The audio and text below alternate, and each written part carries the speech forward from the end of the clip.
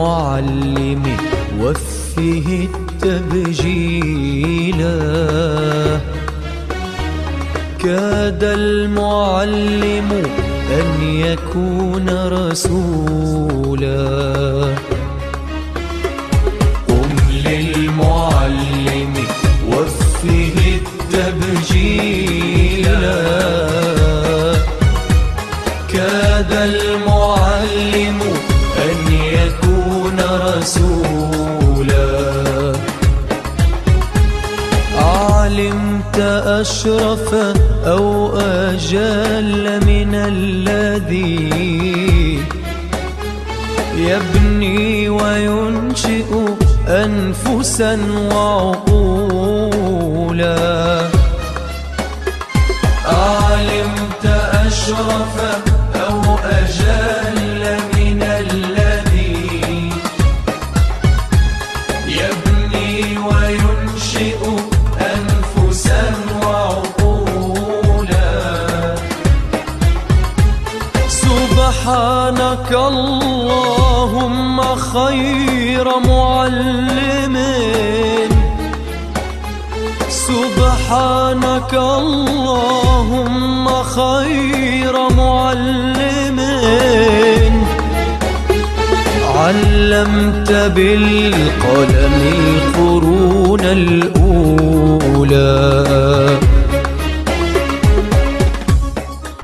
Kulthum Oda. Birth the 2nd of April 1892, Nazareth, Palestine.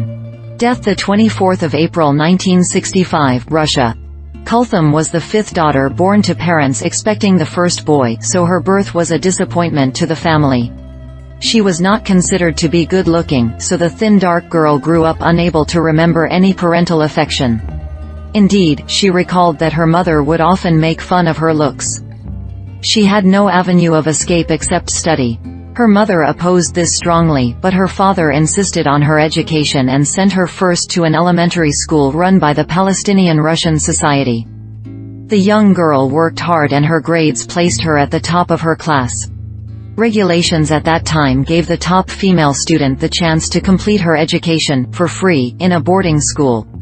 So she moved to the Russian Female Teachers College in Beit Jala, where she continued to excel for 7 more years and until graduation. She was particularly proud of the fact that Khalil al-Sakakini was her Arabic teacher. She returned to Nazareth, where she taught at the schools of the Palestinian Russian Society. She also began to publish articles in magazines like Al-Nafas al-Azraya in Haifa, Al-Halal in Cairo, and Al-Hasna in Beirut. She met and fell in love with a Russian doctor, Ivan Vasiliev, who was in charge of the female students' health. Her parents would not permit this marriage. However, a relative and a wise Nazareth figure, Najib Oda, accompanied her and the doctor to Jerusalem, where the couple were married in the church in the Russian quarter and then returned with the married couple to Nazareth. Her family accepted the fait accompli.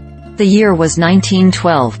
The couple sailed to Russia in 1914, and their arrival coincided with the outbreak of World War I. She suffered greatly from the war and the intense cold. She quickly joined the Red Cross, studied nursing, and worked as a nurse in Serbia and Montenegro. She then moved with her husband to the Ukraine to combat the typhus epidemic. In 1917, her husband fell ill and soon died, leaving her to care for 3 daughters, the eldest 5 years old and the youngest an infant. From the Ukraine she moved to Leningrad in 1924, where she once again met the prominent Russian Orientalist Ignatiy Krachkovsky. She had first met him when he visited her school in Nazareth. He was impressed by her talent as a teacher. He thus arranged for her to join Leningrad University, where, in 1928, she obtained a doctorate for a thesis on Arabic dialects. She continued to advance in academic rank until she attained the title of professor, becoming the first Arab woman to reach that rank. In 1926, the Soviet authorities gave her a hard choice, either to return to Palestine or to remain in the Soviet Union. If she chose to leave, she could not take her daughters with her since they were by law Soviet citizens. Otherwise she could stay and be granted Soviet citizenship. She decided to stay, though she did visit Palestine in 1928 to see family and friends and was warmly received in every city she visited. During the Stalinist era, she was arrested 3 times, the last in 1939, but she was released without charge.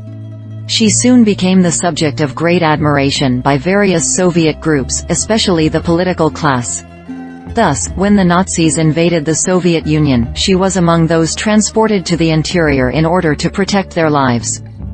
She was a firm believer in the ability of literature to reach all human hearts, and so began to translate Soviet literature into Arabic before the end of World War II, and then translated Arabic literature into Russian. She was a major contributor in the building of cultural bridges between Russia and the Arab world and in introducing Russian culture to the Arabs. She published scores of articles and short stories in Russian journals and newspapers. On her 70th birthday she was awarded the Medal of Honor and the Medal of Friendship Among Nations, the highest awards that Soviet authorities granted to individuals who contributed to friendship between the Soviet and foreign peoples.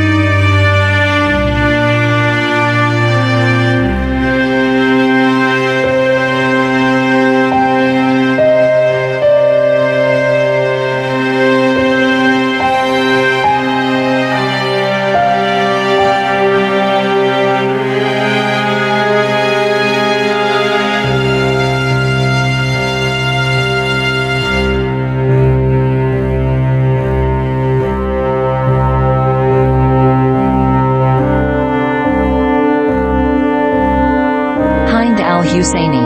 Birth the 25th of April 1916, Jerusalem, Palestine.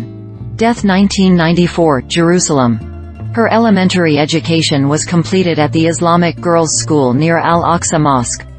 In 1932, she enrolled at the English Girls' College, graduating in 1937. In 1938, she did independent studies in Arabic and English literature. She worked as a teacher for 1 year at the Islamic Girls' School and then stopped teaching for a short while when World War II broke out, but later resumed teaching at that school until the end of the academic year 1945-46. In 1948, Hind al-Husseini began to focus her activities on volunteer social work and took part in establishing the Social Cooperation Society for Women in Jerusalem. The society, which eventually had 22 branches in Palestine, carried out studies of the conditions of women and children in Palestinian towns and villages, established kindergartens, organized campaigns to combat illiteracy, and set up centers to teach dressmaking.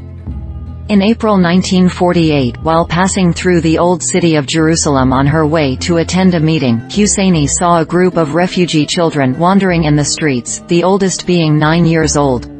Their condition was deplorable. They had fled from the village of Deir Yassin following the frightful massacre perpetrated in that village by Zionist terrorist groups.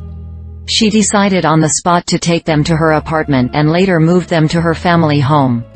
She then proceeded to establish a charitable society to serve the needs of orphaned and destitute Palestinian children and called it the Home of the Arab Child.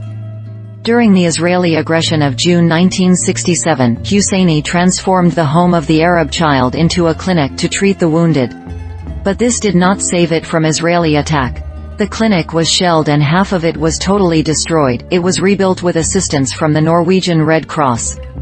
In 1982, and with the help of the Islamic Conference Organization, Husseini founded the Hind al-Husseini College of Arts for Girls, which, in 1995, merged with Al-Quds University in Abu Dis and awarded Bachelor of Arts degrees in literature. The college began with 3 principal departments, a social work department, an Arabic language and literature department, and an English language and literature department. 2 other departments were added later, a history department and a department of elementary and kindergarten education. For her pioneering role in social work, Husseini was awarded several medals, a medal from Pope Paul VI when he visited Jerusalem in 1964, the honorary Italian medal Adelaide Astori awarded to pioneering women in the world, the Jordanian Kakab Medal for Education, and the first-class medallion from Germany. She is without doubt one of the most prominent pioneers of education and volunteer social service in Palestine and one of the most successful and effective. She devoted her entire life to the service of her people and homeland and to the care of orphans, children of martyrs, and the wretched.